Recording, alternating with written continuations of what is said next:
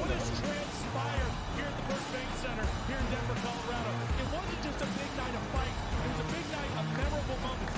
Conor McGregor with us here in Denver, Colorado. Left hand from Ron Paul. Right hand right back from Mike Perry.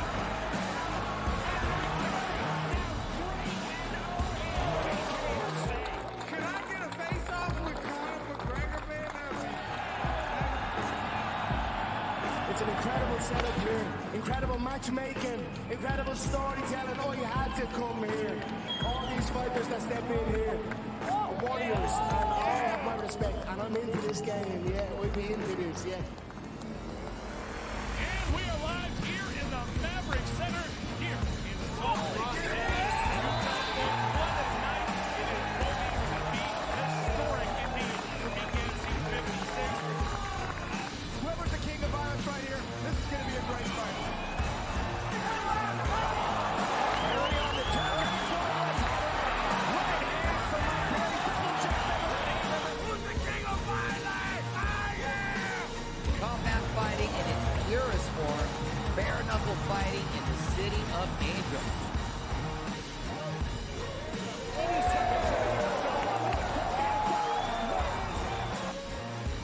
We've got the biggest announcement in the BKFC history we're about to make, so let's make that announcement.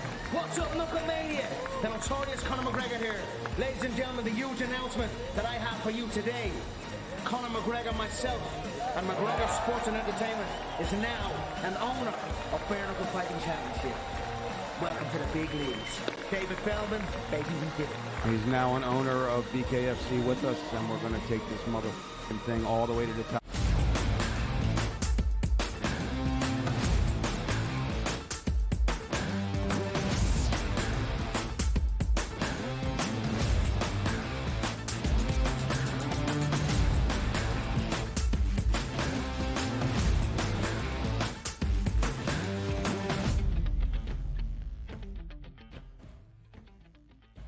Welcome to hour number 2, live right here on this Wednesday on the early line on SportsGrid. He is Donnie. I am Ben. 2 more hours to go as we get you set with everything you need to know, an Olympic game preview and an assessment later in this second hour. A week that will feature football. We are 1 day away from the first football game of the National Football League preseason in 2024 under the watchful eye of the Pro Football Hall of Fame in Canton, Ohio. It's the Bears and the Texans to kick off the preseason. Will we see Caleb Williams out there? Uncertain as of this moment in the Windy City. We probably won't see a ton of starters outside of that, but we'll talk about where the Bears and the Texans are entering the Hall of Fame game tomorrow, and plenty of football news around the National Football League in this second hour as well. It's an annual passing of the torch here where we get so excited for the NFL, myself included, where I will tune in tomorrow night, watch one play and be like, man, it stinks. Get fast forward to the regular season at this point. But we all still love to say it's football back on our TV, and Caleb Williams will not be playing tomorrow because he has so much preparation that he needs to get ready for week number 1. He can't possibly take 3 or 4 snaps in a game just to get that NFL first start out of the way. But we'll be watching. And also I keep at this point, much different than in the past. Like, what are you usually watching for in these early preseason games? Just football being on your TV. But now we actually get to see the execution of the special teams opening kickoff here. That's going to be fun to watch to see how some of these teams play it out, and also maybe get a look-see toward what we can anticipate in the regular season. Does it mean more returns? Obviously. Does it mean more yardage, better scoring position there for the offense? We'll find out. But that's what I am intrigued by, something that I haven't looked forward to something in quite some time. Yeah, absolutely. So, hand up. I meant our uncertain debate on if it was the right call for the Chicago Bears. Caleb Williams confirmed not going to play in the Hall of Fame game. DRS, before we get to football and those debates, we look at the odds and where they moved in the World Series market following the trade deadline yesterday in Major League Baseball. We look at the 6 best prices, or even 7 best prices here. The odds as of Monday to start off this week.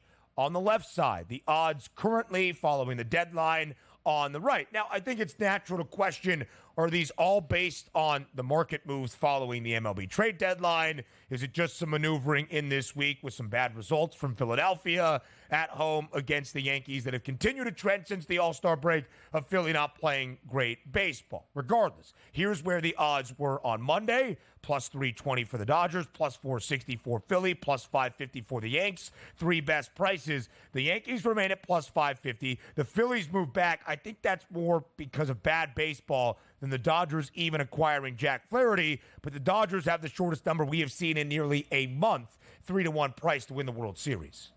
It's a combination of everything, Ben, basically. It's, let's just say the Philadelphia Phillies out of the All-Star break playing very good baseball. The Dodgers don't acquire Flaherty. I'm not so sure the Phillies and the Dodgers wouldn't be neck and neck at that point in the odds market. But the fact that the Phillies aren't playing great baseball, the Dodgers are playing decent baseball and got that arm, that's the equivalent of, okay, now bettable here. Guys are going to be able to step in and say, you know what, I'm going to make an informed decision. I think I like the Dodgers now moving forward. I've always liked them. Now it looks like the Phillies are faltering a little bit, but we're not going to get that big of a difference because there's still 60 days left. Teams like the Phillies aren't playing well. They're still going to be in the playoffs. Whether or not the Dodgers play well over the next 2 weeks, they're still going to be in the playoffs. So it's sort of that mix of what does the team look like right now, Ben, and how do we think that team is going to look once we hit the playoffs and how well that they are playing. The Phillies are in a swoon right now. Some of the other teams making a rise here in the playoffs. This would be a fun market to watch, but I still do agree now, post-trade deadline, we were waiting on the Dodgers to make a move. They made a solid move in the starting pitcher. They deserve to be the favorites right now, and then compounding that is the Philadelphia Phillies not playing great baseball for the past couple weeks.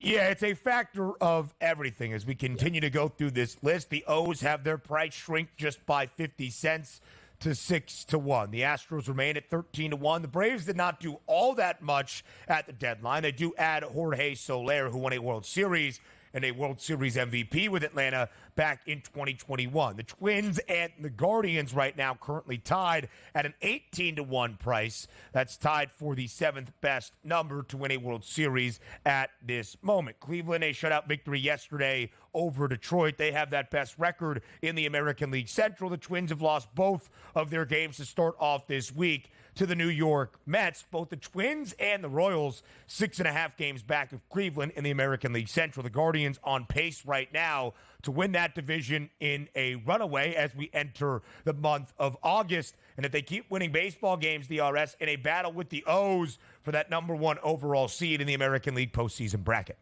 Yeah, you wanted to see a little bit more out of the Guardians, but I did like the move, getting an extra bat that I do think is going to help them out. But this isn't the old trade deadlines that we looked at in the past where so many teams are out of it and it's a buyer's market. It's going to turn into now from here on out a seller's market because so many teams are in it. You're going to have to give up extra prospects just to prize some of these guys loose. And even yesterday comes down to it. You saw some of the reports coming out there, like a deal was in place for Jack Flaherty, not to go to the Dodgers, but to actually go to the New York Yankees. They backed out. The Dodgers capitalized, moved in and got the player. They don't care about the medicals, apparently, from what the Yankees were looking at. But it's just so simple where you could really improve your team at the deadline and get away with it cheap. Like, man, that didn't cost all that much. Now it's costing you a lot. So moving forward, some of these teams that are all in, what does that actually mean? Because you're going to have to give up the farm just to get decent starting pitching when that wasn't the case in the past.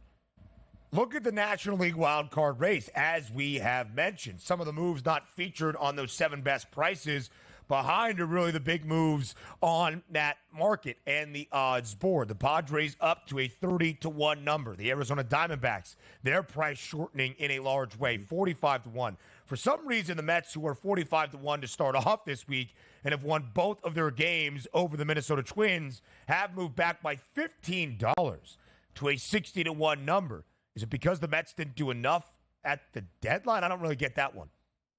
Yeah, I didn't research it all that much of who they're going to be playing over the next, let's just say, 3 to 4 weeks at this point, because usually that really is the tipping point. Like, hey, the Mets are having a really good run, but oh no, let's just take a look at who they're going to be playing over the next 5 to 6 series. You're also looking at the Mets playing good baseball, as we said. Is that going to continue? Forget about who they're playing, and you're expecting them to sort of hit a lull and say, maybe you're not as good as what we anticipated over the last month to month and a half. But they didn't make a lot of moves at the deadline. I didn't think they needed to. If this team's going to get hot, it's just going to be on the bats alone at this point. And I do agree. Stick to the plan that you had. Just because you had a couple weeks here, Steve Cohen, stick to the game plan of what you're going to do in the future and not just go give up prospects and pay for whoever at the deadline on a team that I don't think too many people think actually are going to compete for a World Series in the first place. This is the time of year where you go to Tankathon and you see the remaining schedule in terms of its strength in Major League Baseball. The Mets, one of the 10 easiest, 8th easiest schedule, still out there in Major League Baseball, 4th easiest in the National League. Not sure why that is the case. Maybe some more value and some bigger prices at 60-1 for the New York Mets. It's a competitive National League wildcard race, as we have shared, but the Mets and the Padres right now, both a half-game lead over Arizona. Those 6 teams all separated by just 2.5 games. The Braves, Padres, Mets, Cardinals, D-backs, and Pirates. How about the Dodgers? The biggest move at the deadline, the acquisition of Jack Flaherty. L.A. has been the best team and the favorite, at least, to win a World Series all year long. A little bit of movement on the best record in Major League Baseball, down by over $2 because the Phillies have started to struggle. Now the Phils tied alongside the Guardians for the best record in Major League Baseball, both 65 and 42. The Dodgers 63 and 45, just a game and a half behind Philadelphia at this moment. Donnie, the acquisition of Jack Flaherty, does it truly does it truly change your evaluation of LA in terms of winning a World Series this year?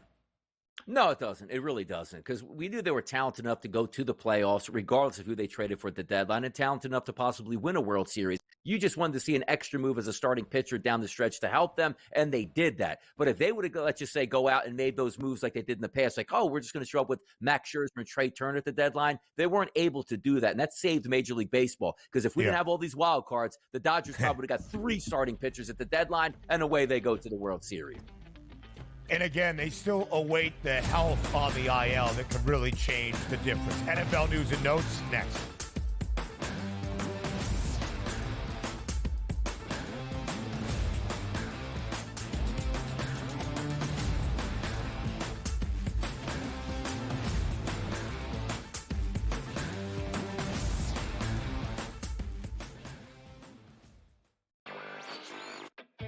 The silver and the bronze.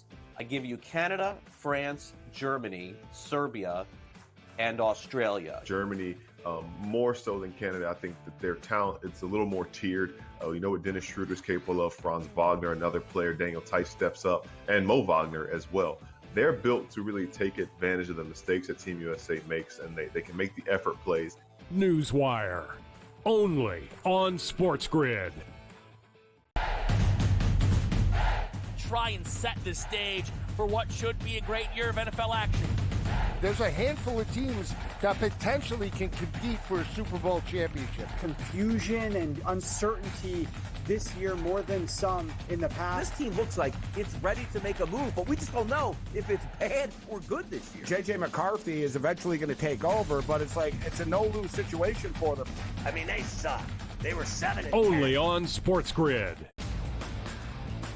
That race for the Cy Young, pretty much as equally compelling and intriguing as the race for the wild card spots in the National League. And also keep in mind, this team doesn't pitch the entire season, so his ERA gets affected much, much more if he has a poor outing than, let's just say, Chris Sale or Zach Wheeler that's been there all season long. This would be a fun one to watch it play out, but the big loser last night were the Phillies and Zach Wheeler.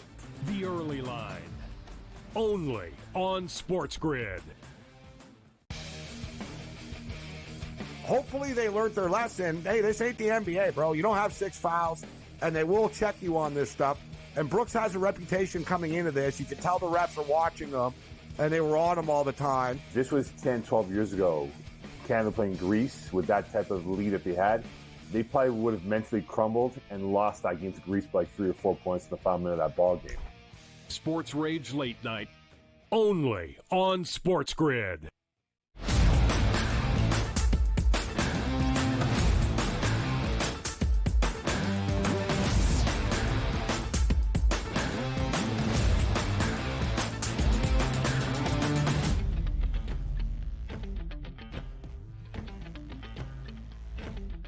NFL news and notes around training camp live right here on this Wednesday on the early line on SportsGrid. The road to kickoff maybe Donnie and I get a little bit of shine as we break down this segment. Robert Saleh meeting with the media yesterday, of course, the head coach of the New York Jets, saying that Aaron Rodgers, at the age of 40 years old and recovering from the torn Achilles last year, is unlikely to play in this preseason. All right. Yeah, well, let's get it started here at the foundational point here, right? Like Aaron Rodgers not playing, is it a really big deal for me? But you just saw a class action lawsuit come through and won by the lawyers for the NFL game or the season ticket. Not the ticket, what's good? NFL Sunday ticket, excuse me, right? Getting money back. Yeah, I was a season ticket holder for 15 years for the Philadelphia Eagles. Here's what I'm getting into it here.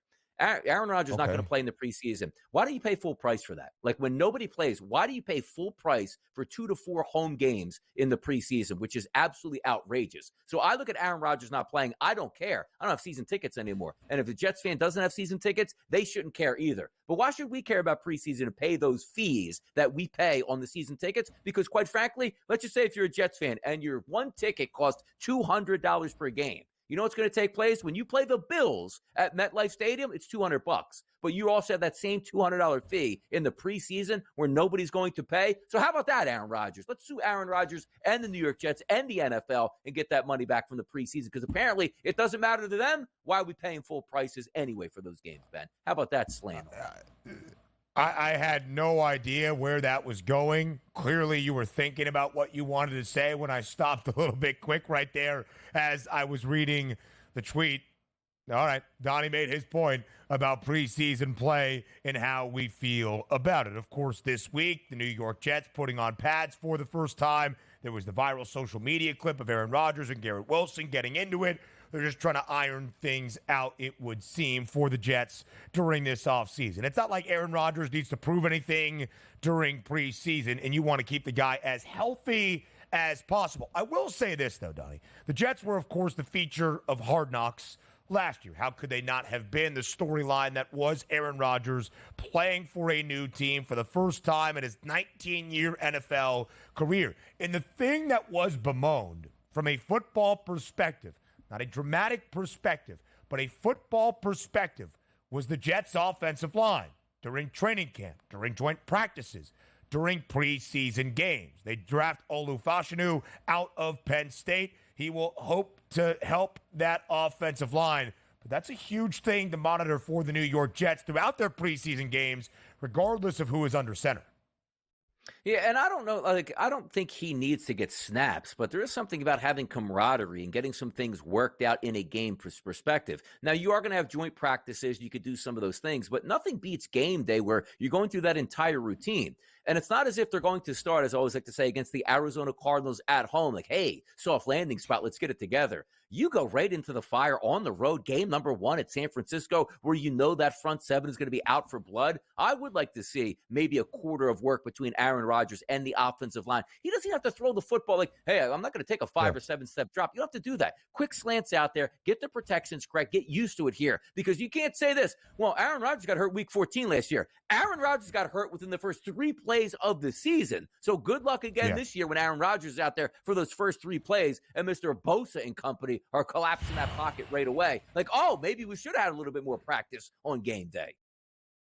I mean, when you think about it, right, for Aaron Rodgers, Monday Night Football game to open up the season, it has to be a harrowing experience. 5.5-point spread in favor of the 49ers in Santa Clara on that opening Monday night, week number 1. How about the quarterback situation in Denver? Sean Payton meeting with the media yesterday, pretty much saying that all 3 quarterbacks in the QB room, the rookie Bo Nix out of Oregon, the 12th overall draft pick, Jarrett Stidham, a veteran backup, and Zach Wilson, now in the Mile High City, have been taking various reps with the ones and the starters at different points throughout training camp. Payton finishing with this, quote, "No news to announce there.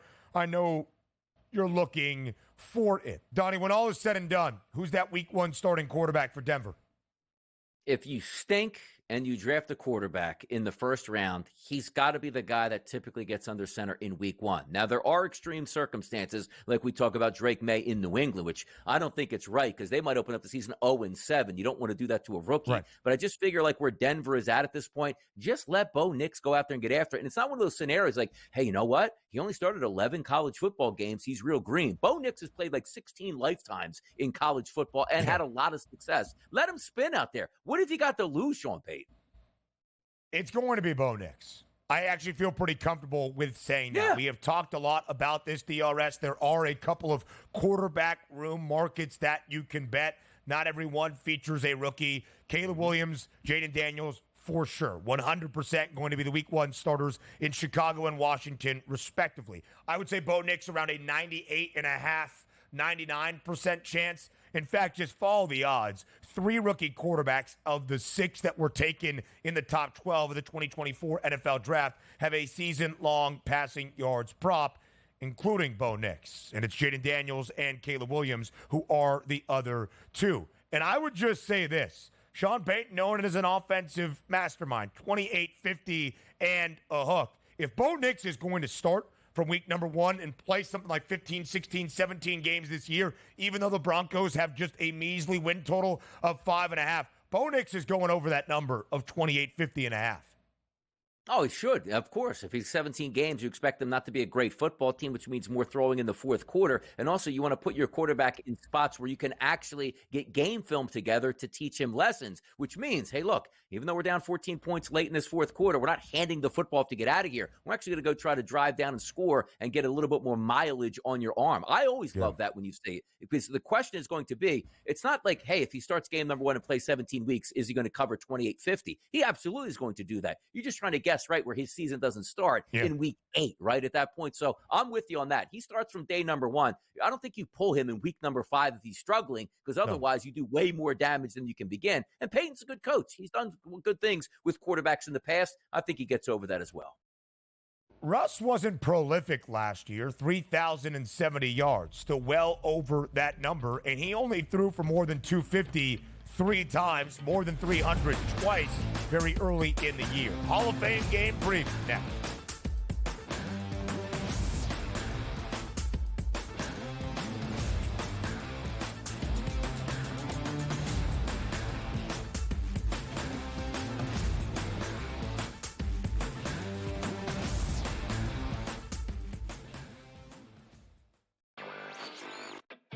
The silver and the bronze. I give you Canada, France, Germany, Serbia, and Australia. Germany, more so than Canada. I think that their talent, it's a little more tiered. You know what Dennis Schroeder's capable of. Franz Wagner, another player. Daniel Tice steps up. And Mo Wagner as well. They're built to really take advantage of the mistakes that Team USA makes, and they can make the effort plays. Newswire. Only on SportsGrid. Try and set the stage for what should be a great year of NFL action. There's a handful of teams that potentially can compete for a Super Bowl championship. Confusion and uncertainty this year more than some in the past. This team looks like it's ready to make a move, but we just don't know if it's bad or good this year. J.J. McCarthy is eventually going to take over, but it's like it's a no-lose situation for them. I mean, they suck. They were 7-10. Only on SportsGrid. That race for the Cy Young, pretty much as equally compelling and intriguing as the race for the wild card spots in the National League. And also keep in mind, this team doesn't pitch the entire season, so his ERA gets affected much, much more if he has a poor outing than, let's just say, Chris Sale or Zach Wheeler that's been there all season long. This would be a fun one to watch it play out, but the big loser last night were the Phillies and Zach Wheeler.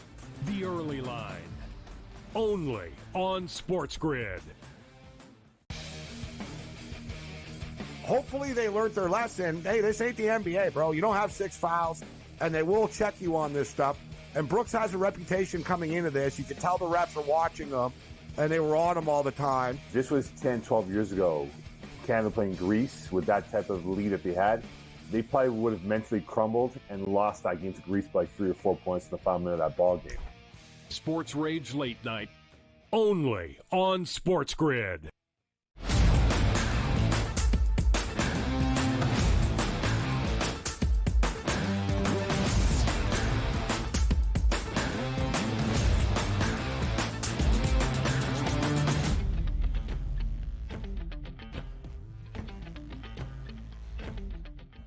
Live right here on the early line on Sports Grid. It is the eve of August. It is the eve of football. Let me just tell you this. August 1st comes around tomorrow, the start of this show.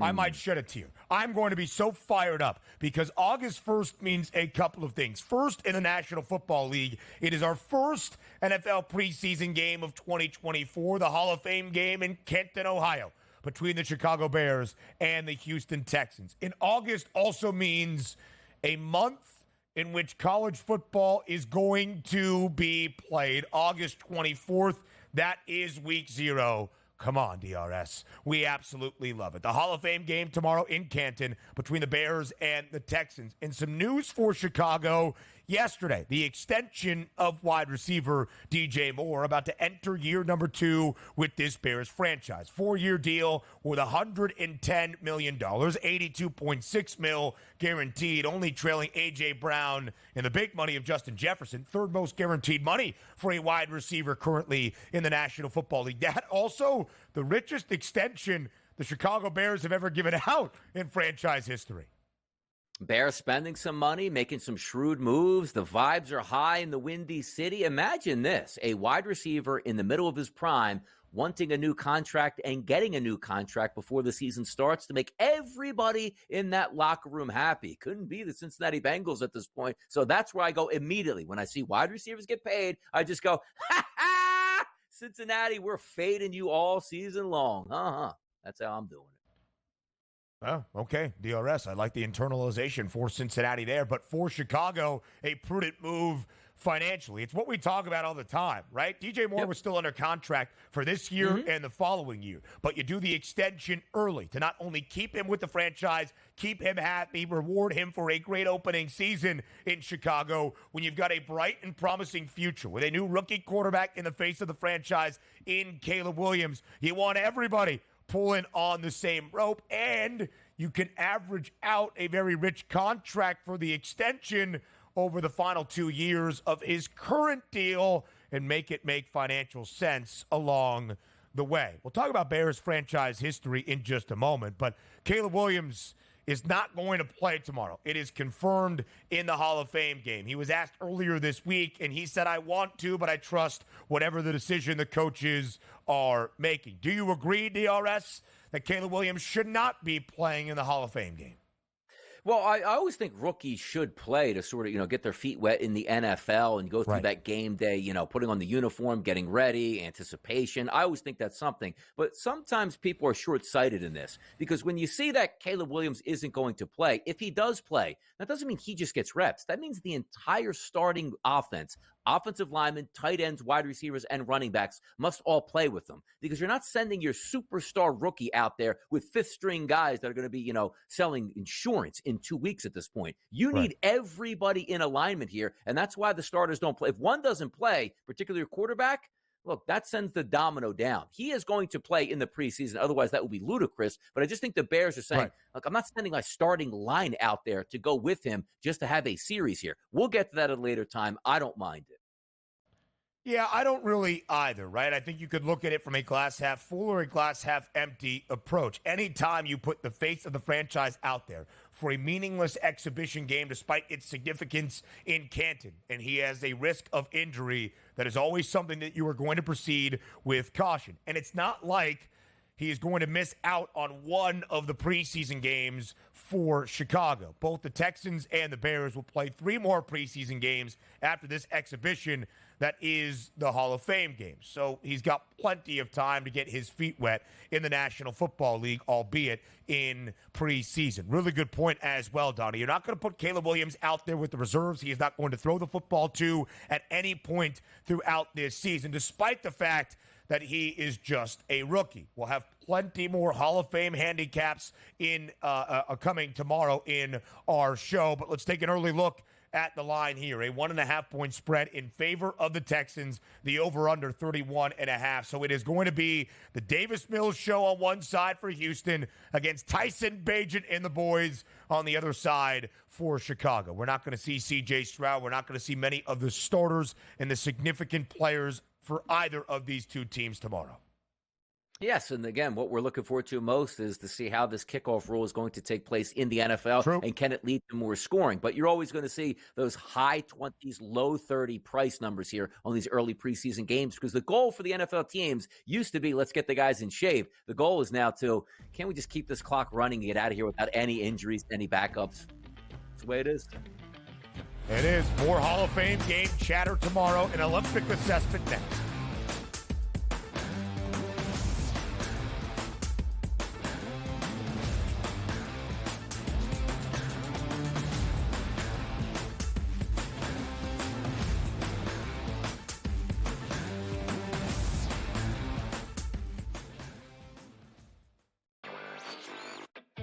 The silver and the bronze. I give you Canada, France, Germany, Serbia, and Australia. Germany, more so than Canada. I think that their talent, it's a little more tiered. You know what Dennis Schroeder's capable of. Franz Wagner, another player. Daniel Tice steps up, and Mo Wagner as well. They're built to really take advantage of the mistakes that Team USA makes, and they can make the effort plays. Newswire, only on SportsGrid. Try and set the stage for what should be a great year of NFL action. There's a handful of teams that potentially can compete for a Super Bowl championship. Confusion and uncertainty this year more than some in the past. This team looks like it's ready to make a move, but we just don't know if it's bad or good this year. J.J. McCarthy is eventually going to take over, but it's like it's a no-lose situation for them. I mean, they suck. They were 7-10. Only on SportsGrid.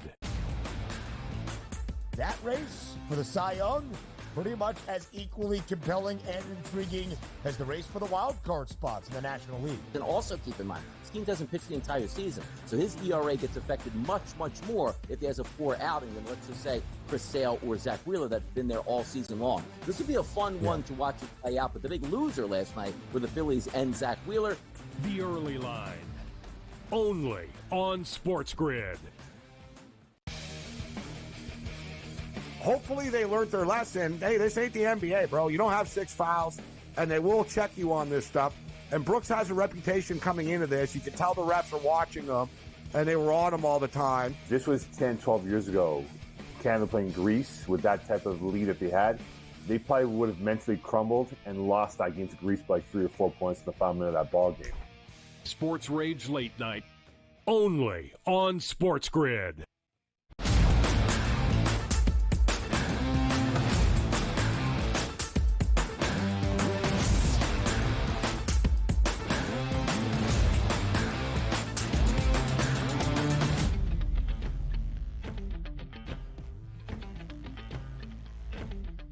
An Olympic assessment live right here on this Wednesday on the early line on SportsGrid, featuring Sporting News' Carlan Gay. Joining us here on this Wednesday, a huge day of Olympic basketball for Team USA against the squad that gave the Americans probably their biggest scare and their biggest test during that 5-game exhibition match. It is South Sudan. Carlan, we appreciate the time. Thank you for joining us here on this Wednesday.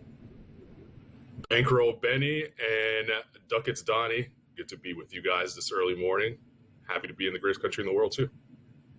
We are very, very happy to have you here. So before we get to the game breakdown, the second for the U.S. at the Olympic Games in Paris against South Sudan in just a moment. Here's where we stand right now. A ton of action yesterday. In Group A, the team that is favored to win the silver, perhaps, Canada has won both of its first 2 games. You do get a point for a loss. So Australia and Spain have 3. Giannis Antetokounmpo and Greece yet to win a game at the Olympiad. Germany off to a perfect 2-0 start. The host nation in France off to a 2-0 start despite a scare yesterday in overtime against the Japanese in Group C action on this Wednesday. Carlan, outside of Team USA and Group C, what has stood out to you most about the Olympic basketball on the men's side so far in Paris? I'm actually pretty shocked that Greece hasn't been able to pull off a win just yet. You know, you have one of the best players in the world in Giannis Antetokounmpo. If you asked anybody, he's one of the top 5 players on the planet. And, you know, regardless of what's around him, he's able to elevate the team to a level where they should be overachieving. And this Greece team is pretty solid when you look at where the players are coming from. You know, some of them are playing high-level Europe. A lot of the players have been together for a number of years, and they have a pretty good coach, right, in Spanulis, who was a former player and knows what it takes to get it done at this level. So I'm pretty shocked that Giannis hasn't been able to get them over the top, and it's going to be very hard for them to get to the quarterfinals round. Like, it's a must-win scenario now the rest of the way if they plan on standing on a podium at the end of the day. Carl, if we take a look at the standings right now, Group A and Group B have each played 2 games apiece. In Group C, we're still waiting on the second games here. So if we sort of re-rack the tournament itself, Team USA obviously a prohibitive favorite here at a minus 500 price, followed by Canada, Germany, and France. If we're looking at these teams through playing 2 games or sometimes a minimum of 1, what have we seen that we liked from maybe a team or 2 and maybe disliked? Are there any high risers that maybe changed your opinion from pre-tournament here to now tournament action? Yeah, I'm honestly interested in what Germany has been able to do in the tournament. Yes, I know they won the World Cup a year ago. You know, they were able to go through that tournament unscathed, and it's relatively the same unit that is playing in this Olympiad. But what's different about this is the fact that the rest of the teams are different, right? Canada has Jamal Murray. They did not have them. They did not have him last time around. The U.S. has a completely different roster outside of Anthony Edwards and Tyrese Halliburton. So what Germany's been able to do so far in this tournament is solidifying, like, hey, we won the World Cup and we mean business. We're here to win a medal. If it's going to be gold, silver, or bronze, we'll find out. But I do have more eyes on what Germany's been able to do. I was a little down on them. Honestly, I didn't think they would make it out of the group stage. But here they are. They're working towards the goal of making it to the podium. The Wagner brothers, Mo and Franz, playing very, very well so far for Team Germany. All right, let's get to the second day of action in Group C in men's Olympic basketball. Of course, it was the 4th of 5 games in the exhibition match that caught everybody by surprise. It would have been one of the biggest stunners in international basketball in history. South Sudan and the United States. In London, the U.S. prevails 101-100 thanks to LeBron James. But South Sudan had many opportunities, Carlan, in the final 10 seconds to win that game outright, booked as a 40-point underdog plus against the Americans. Now this game is for real. The United States, a 28.5-point favorite against South Sudan, who won its Olympic opener by 11 points, 90-79 on Sunday afternoon against Puerto Rico. So a 28.5-point spread that is obviously varied a ton from what the line was for the exhibition match just a few days ago, Carlan. 31.5-point spread in favor of Team USA. Everybody remembering the Olympic exhibition match. How competitive do you expect today's game to be in Paris? Yeah, the South Sudan game for South Sudan was a little bit of a gift and a curse, right? They got a chance to go toe-to-toe with Team USA. They had a chance to win that game really late, as you mentioned. And they got that confidence coming into the Olympic Games and saying, like, we could compete with the best team on the planet. The downside of that is now the best team on the planet knows that you could compete. So they're not going to walk into this game, kind of giving you an opportunity to get off on the right foot. So that 29-point spread is very interesting, especially in FIBA basketball, because point difference matters, right? It's not enough to just go 3-0 in the group, which Team USA should.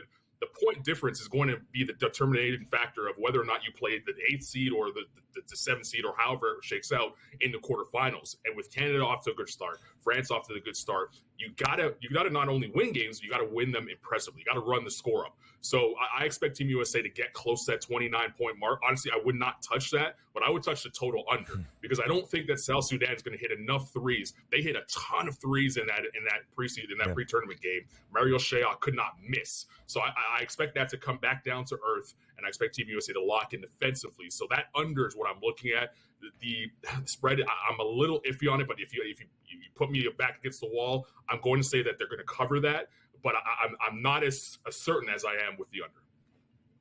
The reason why that three-point line is in there, it's the ultimate equalizer. If you can get hot, sometimes there's nothing the other team can certainly do about it. Now, if we are looking at this game overall, we did have a little bit of controversy here in the past game. Jason Tatum did not play, whether it was communication issues, whether he wasn't in the game plan, we don't know. But he is going to play today, as they've said. What's the outlook for Jason Tatum heading into this basketball game? And certainly, how many minutes is he going to get here? Listen, this is more about Steve Kerr to me than it is Jason Tatum. If Steve Kerr, you make a decision as a head coach, stand in that decision. Yes, you have 12 of the greatest players in the NBA on one team. Not everyone can get into game, right? It's a 40-minute game. Kevin Durant rolling. I think Steve Kerr should have came out after the game and said, hey, Kevin Durant didn't miss. What do you guys want me to do? Pull a guy that is on fire? It doesn't make sense, right? So Jason Tatum should have sat on the bench, clapped his hands, waved his towel, and got the A+ for the group effort, right, at that result. So I think Steve Kerr right here is playing with fire because now you're to manage egos more so than manage the game itself. And that's where you get into trouble. It's not going to show up right now, guys, right? Like South Sudan's not going to beat Team USA. Puerto Rico's not going to beat Team USA. But once you get to the knockout stage, all those teams that you can walk through in the group stage, they're gone. And that's where you have to really hone in X's and O's wise and work someone's ego not getting into a game. Yes, I know he's an all-star, all-NBA player. That has to go to the side, and you have to get out there and win the basketball game. So I am actually disappointed in Steve Kerr for making the declarative statement ahead of time saying, hey, Jason Tatum's going to play. Let the game dictate that. You don't go out and say that because now that ruins the rotation, and that's very important when you have a small amount of time to build that chemistry. Carlan, very well stated, I believe, as well, because Steve Kerr, after the opener against Serbia, the Americans dominant. They won by 26 against Nikola Jokic and the Serbians covering as a 13.5-point favorite. Steve Kerr came out and said, man, I'm such an idiot for not playing Jason Tatum. Steve, just stand by your decision. Jason Tatum today has his own player prop featured category, 10-plus points at plus 120. Carlan, only a minute left in this segment. For the other superstars on display today between the United States and South Sudan, who do you expect to step up as we take a look at the player props? Yeah, take the under on the Jason Tatum player prop. He's not getting in there and doing much. Carlan Jones, if there's a player prop out there, I would look at him because this is a guy who's obviously he's an American born. He's a naturalized South Sudanese player. Here's a guy who's playing in Serbia this year coming up. He's going to want to make some noise and potentially be coming off a bench at some point for an NBA team. This is an audition for him, more so than just an opportunity to win a game against Team USA. So whether they lose, which they probably will lose, if he has a big game, maybe that opens up GM's eyes. And the cap restrictions in the NBA now, maybe that opens up the door to get a cheaper option like a Carlan Jones. Carlan Gay from Sporting News joining us here on this Wednesday, a Wonder Olympic basketball breakdown ahead of Team USA in South Sudan. Carlan, thank you very much. More on the early line up next.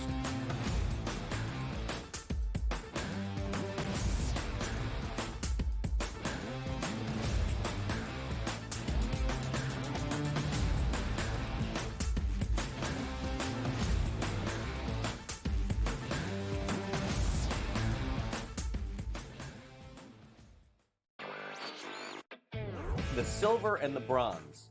I give you Canada, France, Germany, Serbia, and Australia. Germany, more so than Canada, I think that their talent, it's a little more tiered. You know what Dennis Schroeder's capable of, Franz Wagner, another player, Daniel Tice steps up, and Mo Wagner as well. They're built to really take advantage of the mistakes that Team USA makes, and they can make the effort plays. Newswire, only on SportsGrid. Try and set the stage for what should be a great year of NFL action. There's a handful of teams that potentially can compete for a Super Bowl championship. Confusion and uncertainty this year more than some in the past. This team looks like it's ready to make a move, but we just don't know if it's bad or good this year. J.J. McCarthy is eventually going to take over, but it's a no-lose situation for them. I mean, they suck. They were 7-10. Only on SportsGrid. That race for the Cy Young, pretty much as equally compelling and intriguing as the race for the wild card spots in the National League. And also keep in mind, this team doesn't pitch the entire season, so his ERA gets affected much, much more if he has a poor outing than, let's just say, Chris Sale or Zach Wheeler that's been there all season long. This would be a fun one to watch it play out, but the big loser last night were the Phillies and Zach Wheeler. The early line. only on SportsGrid. Hopefully they learned their lesson. Hey, this ain't the NBA, bro. You don't have 6 fouls, and they will check you on this stuff. And Brooks has a reputation coming into this. You can tell the refs are watching him, and they were on him all the time. This was 10, 12 years ago. Canada playing Greece with that type of lead that they had. They probably would have mentally crumbled and lost that game to Greece by 3 or 4 points in the final minute of that ball game. Sports Rage Late Night, only on SportsGrid.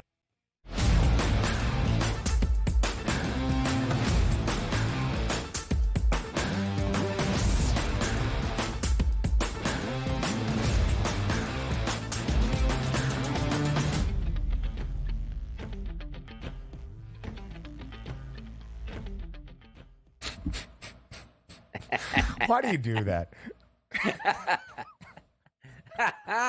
Oh, we have a good time around these parts, don't we? My goodness, man. Yeah, there we go. All right. It's a good start to the morning. Get the people flowing. Get them involved. Yeah. I mean, again, I've said this many a times here on the early line. Maybe this is your first day tuning in to TEL on the Sports Grid Network. But my co-host, Donnie Rightside, has a natural gift that some might call a superpower to wait to hit a one-line zinger that cracks me up until there's about 3 seconds left of our commercial break right before our faces pop up back on air. All right, we're going to go around Major League Baseball following the trade deadline yesterday in MLB. Jack Flaherty, now back in his native Los Angeles as a member of the LA Dodgers, should fortify that starting rotation for Los Angeles. Tyler Glasnow yesterday, DRS, when he left the game, the Dodgers were ahead in San Diego. 7 innings of work, 3 earned, given up. The Dodgers have actually lost both of the starts that Glasnow has made since his return from the IL following the All-Star break. He hasn't been bad. The Dodgers lost his first start 2-1 last week. And yesterday, the Padres rally in the 9th against Blake Trinan, trying to hold on for the save. Manny Machado, his second homer of the day. Jackson Merrill homers to send the game to extras. San Diego walks it off. But I think if there is any hole that you can poke in the Dodgers right now, being that true World Series favorite, it is the front line of that starting staff. Not so much right now, but come those significant and meaningful series in October, the addition of Jack Flaherty has to help that assessment as of right now. No, it does. And, you know, times in the past you say this, and sometimes it is correct. Hey, some of the moves at the deadline, the best move that you're going to make is a guy that you're just getting back healthy. Like Glasnow has been fine. He will continue to be fine. Flaherty just adds that solidness where you say to yourself, every 5th day that he takes the mound, you're probably going to be favored. Now you say, Donnie, the Dodgers are favored just about every single time. I understand that. But now you look at that minus 125 price, goes back up to that minus 150s and minus 160s. Also, when you take a look here at who is not in the lineup, Freddie Freeman hasn't been in the lineup the past couple games. Hopefully he gets back sooner than later. And also Mookie Betts has not been in that lineup for the better part of a month here. He will come back. This is a really good baseball team that added a quality pitcher at the deadline, something they needed to do. So all signs point to having a very good August and September for the Dodgers once they actually get healthy, Ben. All right, enough about us and our breakdown of the MLB trade deadline yesterday. Time to win with Zinn. Mark Zinno and his Major League Baseball map joins us here on this Wednesday on the early line. Zinno, as always, we appreciate the time. Thanks for being here. Gentlemen, always great to be with you. DRS, you're buying on the Dodgers. I think you might be a little bit out over your skis on this one. Now, here's the thing, though, Mark. Yeah, here's the thing. Like, I'm actually doing this secretly because it hurts. Like, I'm just saying, you know what? I'm not going to say Phillies right now. They're hurting me too badly because right now, if the Phillies were unbeaten out of the break, I'd be like, man, the Dodgers didn't make enough moves here. They can't compete with the Phillies. So it's a little bit of my heart hurting right now, me back in the Dodgers.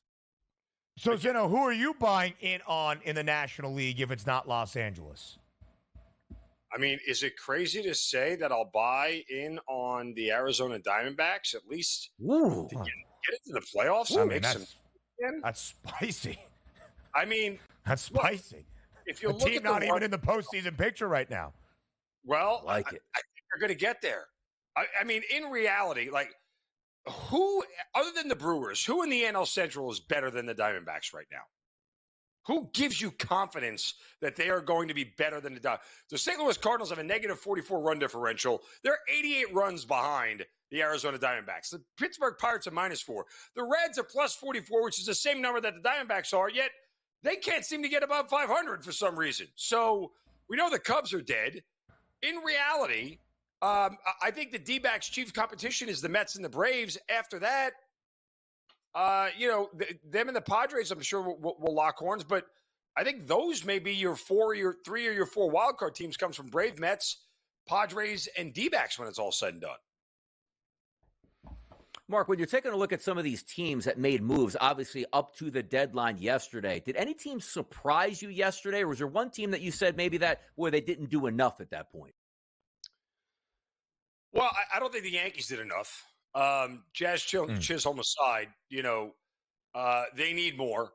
That's not a team right now that I think has World Series aspirations. Now, again, they're back to hitting the baseball, which is, refreshing to see. Yeah. So at least they can get to the postseason with relative ease. But I don't know if I trust them with this starting staff. And now Cole has got general body soreness. What is this? The NHL? We just have random descriptions of injuries now. We don't know what it is. I have general body soreness, but I'm old. So there's that. I don't think the Royals did enough. I think they needed more, especially for a team that is that bad on the road. I don't know that for a team that started out so well this year, that really looked like a playoff team, they feel like they're starting to fade more than not. And if Texas had serious hopes on making the playoffs, they certainly didn't do anything that really moved the needle. Interesting takes there, Zinno, as always. How about some of the guys that were not dealt on deadline day? Blake Snell remains in San Francisco. Garrett Crochet remains in Chicago. Tarek Skubal, still the ace of the staff for the Detroit Tigers. Luis Robert, he stays in Chicago as well. Zinno, in the final minute of this segment, of the guys listed on that screen that were not dealt on deadline day, who surprised you the most to remain with their current ball club?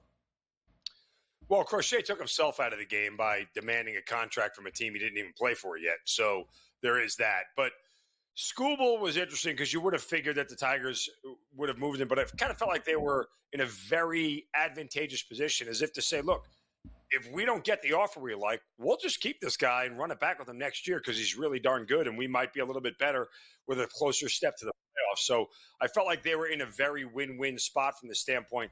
They didn't have to deal him, but if they got wowed with an offer they really liked, of course they would have sent him. So now we'll look at the day after deadline day. Games on this Wednesday around Major League Baseball in Philadelphia and various other spots around the bigs today. With Mark Zinno, it's time to win. Up next.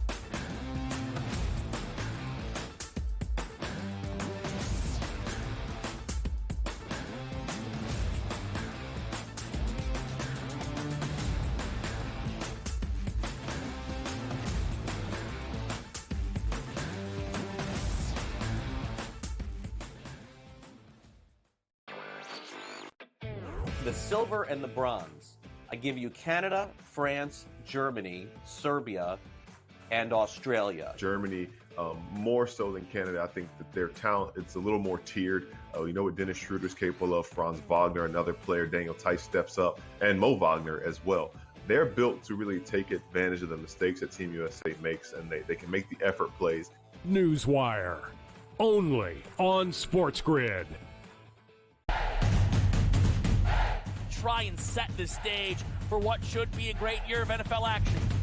There's a handful of teams that potentially can compete for a Super Bowl championship. Confusion and uncertainty this year more than some in the past. This team looks like it's ready to make a move, but we just don't know if it's bad or good this year. J.J. McCarthy is eventually going to take over, but it's a no-lose situation for them.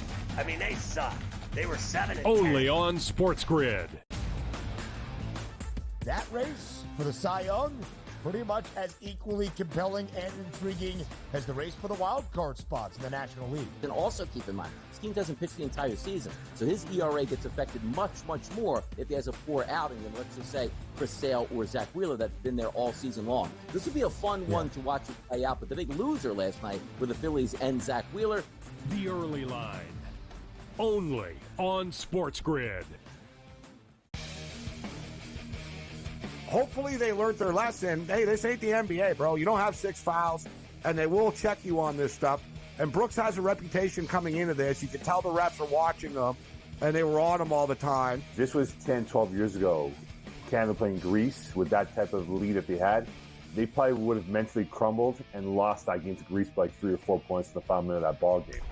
Sports Rage Late Night, only on SportsGrid.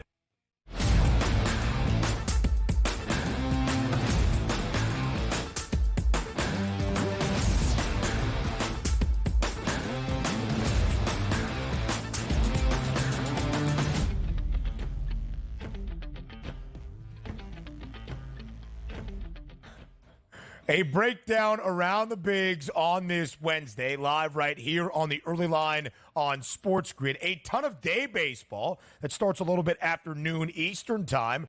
That is also a feature in Philadelphia. It's Game 3 between the Yankees and the Phillies. The Phillies have lost the opening 2 against New York. The Phillies are just 3-8 since the All-Star break. It's Donnie's team versus Zinno's team, where Philadelphia is a home favorite at the break today at -124. 9.5 is the total. Zinno, what do you like in Philadelphia? Oh, God. By the way, if you guys heard of that pitcher who's starting for the Yankees today, yeah, his name is Nestor Cortez. He's a slob, okay? And he is going to get rocked today. He's got a 6.18 ERA on road, which is 3.5 runs high, over 3.5 runs higher than it is at home. Opposing hitters are batting .313 against him. By the way, do you guys know who's starting for the Phillies? His name is Christopher Sanchez. You know what arm he throws with, guys? Lefty. You know what the Yankees do? Hit lefties. See Sean Manaea and Jose Quintana from the Mets when they couldn't score any runs against those guys. Why? Because they're lefties. So this is Phillies all the way at a very manageable number here. I mean, look, I always ask the dumb question in betting. Phillies aren't really going to get swept at home, are they? Well, yes, theoretically they actually could. But, I don't see it happening. I like the Phillies today. Favored all 3 games, the Philadelphia Phillies, hoping to get one of these. And also, if you like weather conditions that are conducive to hitting, close to 90 degrees at first pitch, muggy conditions, double-digit winds blowing out to right field. Let's see if we can get some runs. That's why we're posting at a 9.5. If we do get to those grimace Mets here, they're taking on the Minnesota Twins once again today. Pablo Lopez, Luis Severino, a total in this game, 8.5, and a slight favorite at a -112 price to the Minnesota Twins. Do the Twins bounce back today, or do they struggle once again at the plate against the Mets? I mean, guys, I should have mentioned the Mets before, but are they for real now? Because they look really for real. They look very for real. They feel like this is a team that's going to make the playoffs. That said, Luis Severino against Pablo Lopez feels like one of the more lopsided pitching matchups I've seen in the last year or two. Despite Severino's decent numbers this year, seems to have gotten him back on track. He's not a guy that I put a whole lot of faith in. Granted, he's been a lot better at home this year, 4-1 with a 2.8 ERA. He's keeping opposing hitters in the ballpark for the most part. So this is a spot here for Severino at home where it feels like he may have an ability to excel. I would look to a first 5 under. I don't expect a lot of runs to be scored here. Much like we saw last night in that 2-0 game, I think both of these lineups are not, we know the Mets don't hit as well at home as they do on the road, and the Twins don't really hit that well anywhere, but particularly on the road. I look at this as a lower scoring game. But again, with the Mets, they're winning high scoring games, they're winning low scoring games. It's pretty legit, guys. Yeah. The New York Mets 15-2 over Minnesota on Monday. 2-0 yesterday. Looking for the sweep. The Mets have won 7 of their last 9. New York is 17-9 in July. And Zinno, their World Series price in the last 48 hours has gotten longer by $15. Make it make sense, but maybe some value on the Amazons. The rubber match today in Milwaukee. The Braves a slight road favorite with Chris Sale on the bump against the Milwaukee Brewers. Minus 126. Over-under of 7.5. Milwaukee won the opener. Atlanta even the set yesterday. Who takes the series in the rubber match on this Wednesday afternoon? I mean, this is a relatively discounted price for Chris Sale, isn't it?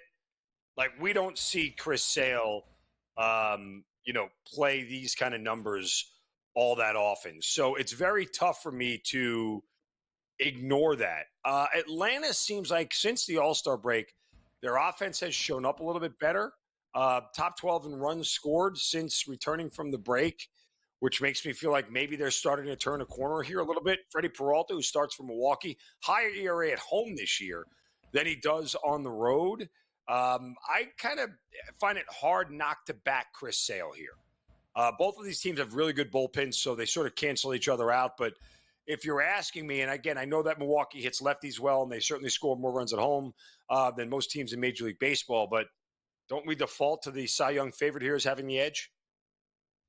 I would probably think so. Third highest over percentage in MLB. That's the Brew Crew, 57% of their games. Still the highest under percentage in MLB. That's the Braves, 61.4% of their games. Mark Zinno, as always, thank you for being here on this Wednesday. Hour 3 is up next on SportsGrid.